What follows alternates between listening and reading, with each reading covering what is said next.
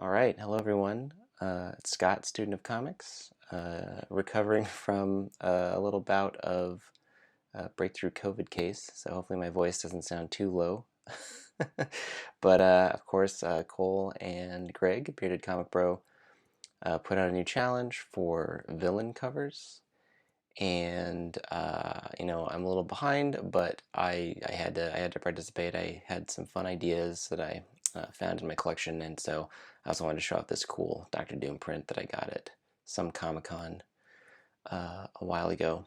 Um, but yeah, let's get started, and I'll show you some covers. All right, first up we have All-Star Superman #5, and All-Star Superman is one of my favorite superhero stories in the last 20 years, easily. Grant Morrison, Frank Whiteley.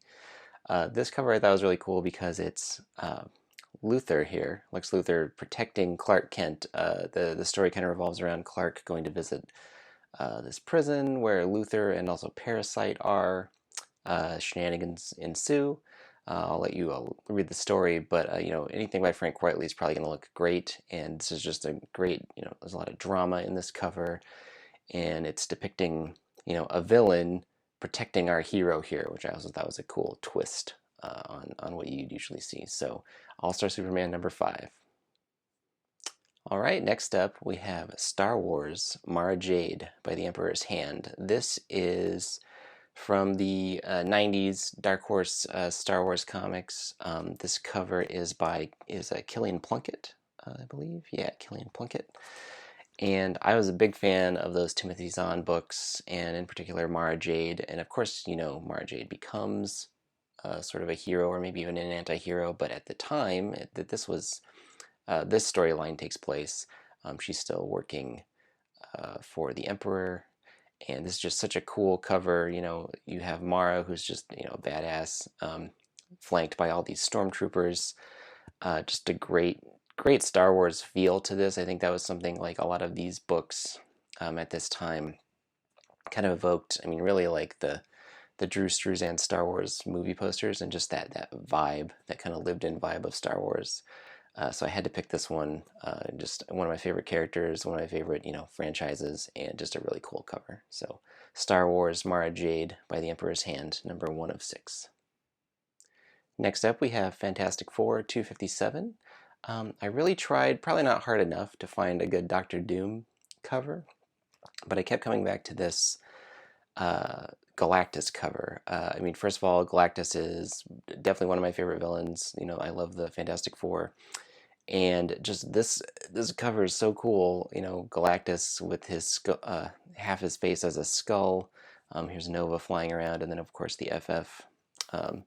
But just kind of a creepy, dark, grim cover, but featuring one of my favorite characters. So I had to put this in there. Again, this is the John Byrne era, of course, and just some of these John Byrne covers just get really, really cool. So, Fantastic Four 257. All right, you knew there had to be a Daredevil cover coming up here, so I put this one on here. This may be, I think it features a villain, but the villain's having a bad day. So this is a great Quesada Palmiotti Mac Daredevil cover from the Mac Quesada era, which is kind of interspersed in the Bendis era. But this is just such a cool cover, so dramatic, with Kingpin like falling kind of into the water and bleeding Daredevil's logo into the water. Really, like, most of the covers from this era are just amazing, and that mixed with the content of the books is something that really kept me hanging on to reading comics during this kind of early 2000s era. So yeah, had to be another Daredevil comic in here, Daredevil #13. All right, I think I've showed this before in my DC covers, but I just kept coming back to it. I had to just show it off again one more time. It's this amazing jock cover from Detective Comics 880.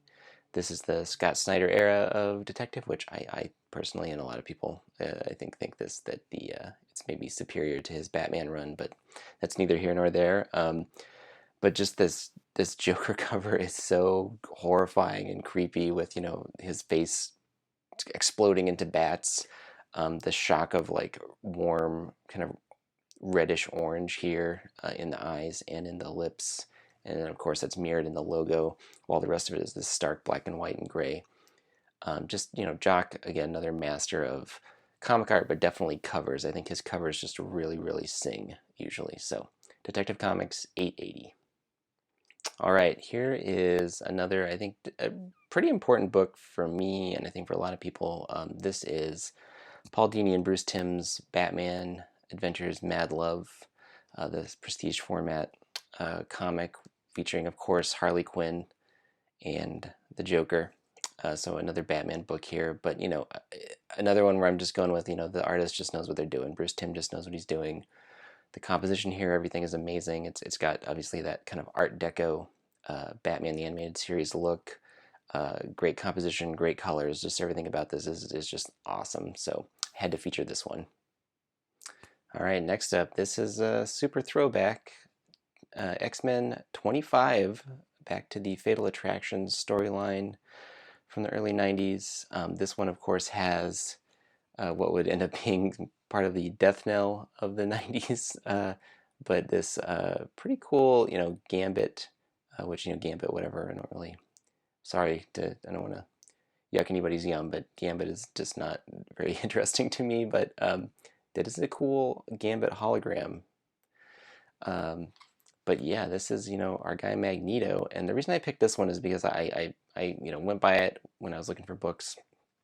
And I remembered, oh yeah, this is the issue where Magneto pulls the adamantium out of Wolverine. Which at the time, like whatever 12-year-old me just thought, wow, well that's like the most important thing that's happened in comics probably in forever, and nothing will ever change. He'll never get his adamantium back, so like I better check this out. And of course that's not true, and we all learned that in our own time. But I still think it's a pretty cool cover. Andy Kubert, great job, and then whoever was responsible for the cool hologram. I think this whole this whole miniseries through the mainline X books, I think they all had one of these. I think there's another Uncanny X-Men that I have that was part of this storyline that has maybe a Cyclops hologram. I can't remember for sure what the hologram was, but yeah, X-Men number 25. Just, again, really important. Never change, or a permanent change of Wolverine getting his adamantium pulled out of his body. But yeah, love this cover. All right, this is the most recent cover I'm featuring. This actually came out maybe a month ago. This was the Batman Catwoman special #1, which was essentially a tribute to John Paul Leon, who tragically passed away last year in 2021, I believe. And John Paul Leon was an amazing artist, just a brilliant artist. If you haven't checked out Earth X, definitely check that out. He did some great work on the Mother Panic books. If you can find the Winter Men, I've never read it. I've seen the pages. It's amazing work. If you can find it, snatch it up, because that is a hard book to find, and I'd love to actually get my hands on it and actually dig into it. But this cover is actually Bill Sienkiewicz and Lee Weeks, which I thought was pretty cool. And just again, great composition. Catwoman and the light kind of bouncing off of the walls here as she's sort of hiding from these guards trying to find her after she stole something. And that's what I think I love about this cover. Like, obviously, like the drawing is executed perfectly, but there's some storytelling going on all in one image, and it's something you don't see as much in modern covers. Is a lot of storytelling. They're very sort of pinup focused. This one, I feel like it's a nice pinup, but there is storytelling going on here, and that's ultimately what comics are about, is storytelling. So, love this cover, Batman Catwoman Special #1, Sienkiewicz and Weeks. All right, I knew I was gonna have to put a cover by Eric Larson featuring the Sinister Six in here, and I saw this one and I thought it was it was perfect. So. This is one of my favorite. Well, this and Revenge of the Sinister Six. Actually, I think I might like Revenge a little more, but Eric Larson's Sinister Six stories are just awesome. And when I was a kid, getting into Spider-Man, they were exactly the kind of Spider-Man stories I wanted. So we got the whole crew here. We got Vulture, Doc Ock, Mysterio, Sandman, Electro, and we got Hobgoblin. And Spidey's in trouble. This is part 4 of the Return of the Sinister Six story, which was featured in Amazing Spider-Man during Eric Larson's run on Amazing Spider-Man. Again, great composition. This is very much a product of its time, very cross-hatched. But Larson, especially this era of Larson, where he hasn't gone too far into exaggeration, but it's just exaggerated enough where it gives it everything. Everyone has a lot of character to their face. Just a great cartoonist. I met him once. He was a really nice guy, and yeah, I just love this cover. Love all of these Larson Spidey books, and particularly the ones featuring the Sinister Six. So, Amazing Spider-Man 337. All right, and my final pick, I think I surprised myself with this because this is not a character. I kind of make fun of this character. I kind of make fun of the resurgence of this character quietly to myself, because I know a lot of people love this character, so I don't want to yuck anybody's yum, but I kept looking at this cover and I just kept saying, like, I think that might be the number one in this 10 books that I grabbed. So, here it is. It's a Venom Lethal Protector, number 1. And it's this great Mark Bagley cover. And let me tell you what, as like a 12-year-old me, I thought this was just the coolest, most like, twisted, awesome thing I'd ever seen. It's, of course, you can see I'm trying to show the kind of like foily cover that it has with those like very subtle spider webs in the background.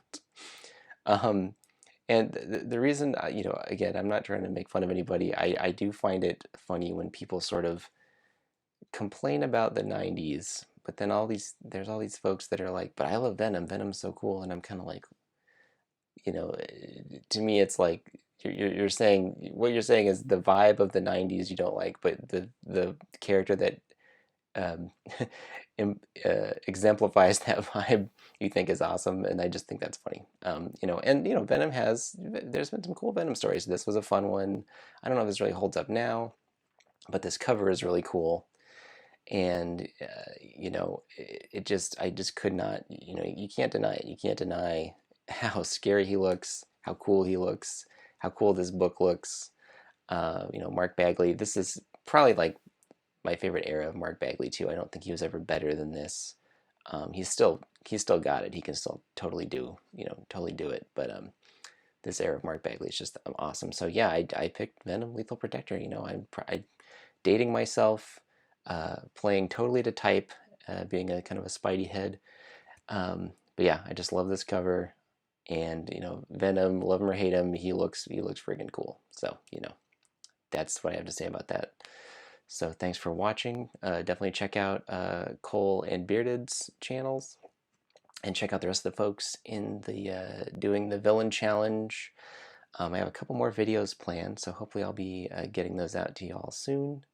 Thanks for watching, and remember, Jack Kirby should be on our money. Thanks.